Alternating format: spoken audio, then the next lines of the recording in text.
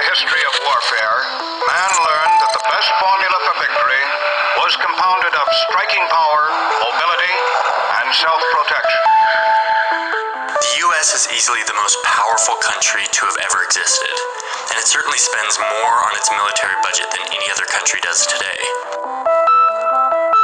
That's all pretty well known, but less well known is the fact that the U.S. has around 800 military bases around the globe. This map can't even show that many dots. These are just 200 or so dots to give you an idea of where these bases are clustered. These bases are everything from massive military compounds to small airstrips in the middle of the ocean. If you combine all the foreign bases that every other nation has outside of its own borders, you get a total of about 30.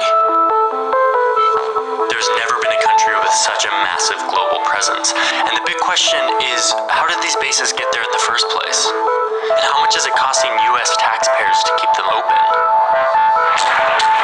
Most of these bases cropped up after World War II, when the U.S. set up in places like Germany and Japan to help maintain peace after an era of intense global war.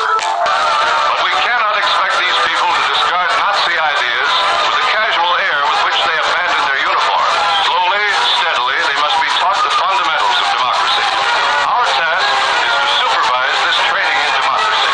Even though these countries are now stable, robust democracies and allies, the U.S. still has 50,000 troops in Japan and 54,000 in Germany.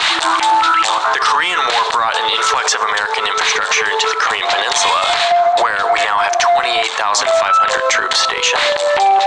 The Cold War made the U.S. expansion to every corner of the globe imperative to U.S. strategic goals. Here in Russia, you see the reason why we are spending billions of dollars in defense production. Why your family is paying the highest taxes in our history. But even now that the Cold War is over, there's not a place on Earth that's not still covered by U.S. military influence. This includes everything from naval compounds like those in Guantanamo Bay, to small drone bases like those in the Horn of Africa, to little-known posts in the middle of the Indian Ocean like that of Diego Garcia. And it's not cheap. Keeping U.S. foreign bases open costs taxpayers between $70 and $100 billion per year. That's more than any other government agency receives in taxpayer money, besides, of course, the Department of Defense itself. Taxpayers pay between $10,000 and $40,000 more per soldier stationed abroad than they do for those stationed here domestically. But this cost seems to be worth it to most lawmakers. The idea that U.S. military leadership provides an indispensable stability to the globe is now a fixture of our global strategy and our foreign policy. In an uncertain world, full of breathtaking change, the one constant is American leadership. You can't have stability without American leadership. There's only one nation in the world capable of rallying the freedom-loving people of this planet to confront evil. American leadership is not just respected, it is required. So over the past 70 years, All right, Shalom. First and foremost, I want to give all praises, honor, and glory to Yahweh, Bahashim, Yahweh Shai, Bahashim, Rakah Kwadash. Second of all, I want to give double honors to my elders and apostles of Great Millstone, Elder Tahar, and on down that rule well. And third of all, I want to give a peace and safety to the hopeful elect out there, the brothers that push this truth, the truth of the King James Bible, and all truth and sincerity throughout the four corners of the globe. All right, so I just want to do a short lesson to have alone the spirit of Yahweh Bahashim, Yahweh Shai allows it to go. And I want to name the video, He's a Proud Man, Need to Keep It at Home, or Habakkuk, the second chapter in the 5th verse, or whichever title Yahweh Shai sees fit I'll use. All right, but Lord will, as brothers just saw on the screen, this video I just played, and it says from YouTube, and it says, why does the U.S. have 800 military bases around the world? All right, and well, maybe we want to do this lesson through the spirit and power of Yahweh Bashem Yahweh Shai. Matter of fact, hold on. Pull up this article real quick. All right, Salake brothers, and this is the article that what the lesson is based off of through the spirit and power of Yahweh Bashem Yahweh Shai. It says it was put up Wednesday, 16th, November 16th, 2022, year of Yahweh Shai, turning up. It put up yesterday. All right, and it says new online tool maps out 867 U.S. military bases worldwide. Yeah, and Lord will, as brothers can see, all right, we read this part right here. It says the U.S. States of America, the United States of America, Slovakia, unlike any other nation, maintains its massive network of foreign military installations around the world. How was this created, and how it continues?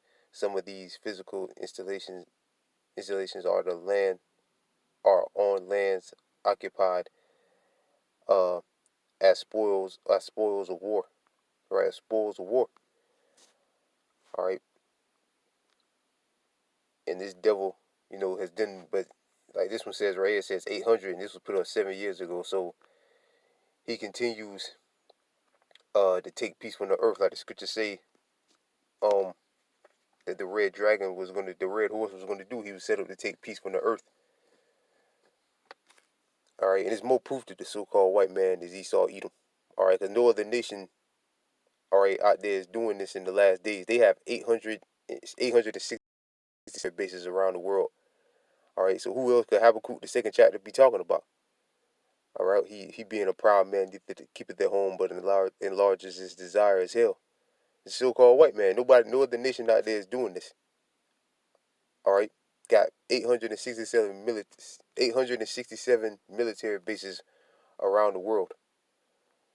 All right, and they're not there for peace. Like I said, like that article said, they came there pretty much as the spoils of war. They went there, took down those nations or whatever, those countries, and set up bases there. Cause that's what you do when you set up a garrison or a military base. All right, you got complete control over that country, either by fear, pretty much, them fearing you. Cause why else would a nation let another foreign nation, which is wicked and evil, just set up military bases in there? All right, it's either they fear you, all right, or you went in there and took this shit down and set up the base there yourself, and set up the base there. All right, they're not there for peace. Most of those countries they went in, they had war with them, and they took them down and set up a base in there, killed the dictator there, whatever, and set up a base there, military base, just like with Muammar Gaddafi. All right, pretty sure there's a military base, U.S. military base in Libya. All right, this is Revelation chapter 6, verse 4. And there went out another horse that was red, which represents the so-called white man, which is not really white, he's red. And power was given to him that sat thereon to take peace from the earth. And obviously he's done that. Again, nobody just, oh yeah, come on in. You can just set up a base here, a military base here in our country. No, like this part right here said, it said that the United States of America, unlike any other nation, maintains its massive network of foreign military installations around the world. How was this created, and how has it continued? Because it ain't did nothing but grow. And some of these physical installations are on land occupied as spoils of war. Right, as spoils of war. The word spoil means to take. So they went in there and made war against them and took their shit over. All right. It's like it, and to sat there on power was given to him to sat thereon to take peace from the earth, and they should kill one another, and it was given to him a great sword. Right, so the scriptures say he was set up to take peace from the earth. All right, and that's what this devil has done. He's taking peace from the earth, man. All right, and he's got to be stopped. And he is going to be stopped. And who's going to stop him? Our Lord and Savior Yahushua, Yahweh Shem Yahushua. All right, because garrisons aren't necessarily wicked, because we set up garrisons in lands. All right, but we, all right, we're supposed to rule over these nations. These nations are supposed to follow us. We're supposed to have, in order to keep them in line, basically. All right, but Esau, he's not qualified to govern the world. Obviously, as you can see, the scripture say the earth is given into the hands of the wicked. He has control now, and look at the state of the world now. All right, the scripture say when the righteous are in authority, the people rejoice, but when the wicked bear rule, the people mourn. The majority of people are in mourning right now. Why? Because a devil is ruling. The so-called white man, which is Satan, the devil, all right, is ruling. All right. This is Habakkuk chapter 2, verse 5. Yea, also because he transgressed by wine, which is his philosophies and his beliefs that he pushes on these other countries, all right, and on our people as well. He is a proud man, neither keepeth their home. Right, he's a proud man, neither keepeth their home. Not only did he come over here and steal buck America from us, man buck the nation of Israel from us, all right, he's went all over the world setting up his military bases in 867 U.S. military bases worldwide. And who was it costing to keep those bases running? The U.S. taxpayers. That is, it's at at your expense. All right, but he neither keep it at home. Man, we're talking about he's in every country setting up military bases. All right, and in every country occupying people's lands, he don't keep it home, man. And who enlarges desire as hell and is as death and cannot be satisfied, but gather unto him all nations and heapeth unto him all people. Right, so who else could this be talking about? Again, he stole America. He don't belong here. He stole Europe. He don't belong in Europe. All right, Australia, he stole that. The land of Israel definitely stole that. All right, he goes in all these other countries and set up garrisons or military bases. All right, so who else could this be talking about? He's talking about the so-called white man, and the so-called white man is not Japheth. The so-called white man is Esau Edom. Cause the dude that made the Hebrews I keep forgetting the guy's name, but he believes he pushes that and niggas are praising him now. He believes that the so-called white man is Japheth, which no, he's not. The so-called white man is Esau Edom. Japheth is not doing this. All right, the earth is given into the hands of the wicked. Malachi, the first chapter, tells you who the wicked is. Who's running the world right now? Who's able to put up this military bases? All right, around the world. All right, by what? By the force, basically the force of the sword. His blessing, the sword. All right, proves that the so-called white man it proves the so-called white man is Esau. More proof, which the proof is undeniable. It's just so many things and facts you can point out to prove that that Esau Edom is the so-called white man. All right, but you got a majority of our people that got a love affair with this devil. They don't want to see him go down, but that's all right, because the Most High is going to destroy you with him. No hand be joined to hand. The wicked should not go unpunished. Yeah, but it said in the article, in that video, it said that the U.S. is nobody. Basically, they believe nobody can take the U.S. down. All right,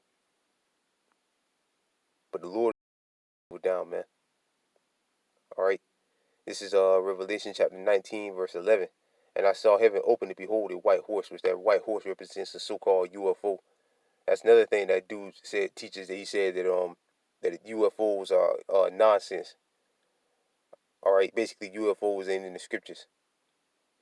So the Lord's gonna ride down on a white horse, a literal white horse. What's his thing named the fairy tale? Pegasus. No, the Lord's gonna ride down, gonna come to America, come back on a so-called UFO, which are really the chariots of the nation of Israel.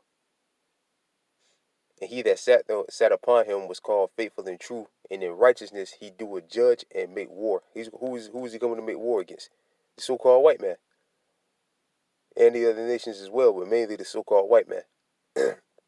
Since the so-called white man, the so-called white race, including the Russians and all them, and them different NATO and EU nations, all right, which are all Edomite nations, got they're the biggest, baddest bullies on the block.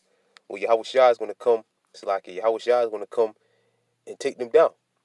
The Lord Yahweh Shah is looking for beef when he comes back. He's looking for the biggest, baddest the bully on the block to knock him out. He's gonna do it. All right. Verse 12. His eyes were as a flame of fire, and on his heads were many crowns. And he had a name written that no man knew but he himself. It's like on his head with many crowns means he's gonna take all these nations down. The main nation being the so-called white man. And he was clothed with a vesture dipped in blood, and his name is called the Word of Yahweh. And then the armies which were in heaven, which are the angels, followed upon him upon white horses, which they also are riding in so-called UFOs when they come back. Clean in fine linen, white and clean. Right, and to get the further breakdown on that, you go to Second Ezra, the 13th chapter. All right, that goes into full detail in Revelation 12 and 7. All right, but yeah, man, there's more proof, man. This man is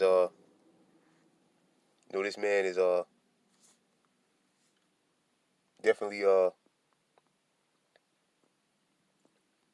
again, who else could this be? Who else is doing this? Nobody else is doing this. Nobody else is able to do this. But the red horse that the Most High set up to take peace from the earth, which is the so-called white man. All right, so with that, I pray this lesson was edifying. I want to give all praises, honor, and glory to Yahweh, Bahashim, Yahweh Shai, Bahashim, Rakah Kwadash. Double honors to my elders and apostles of Great Millstone, and peace and safety to you brothers pushing this truth and sincerity. And with that, I'm going to say shalom.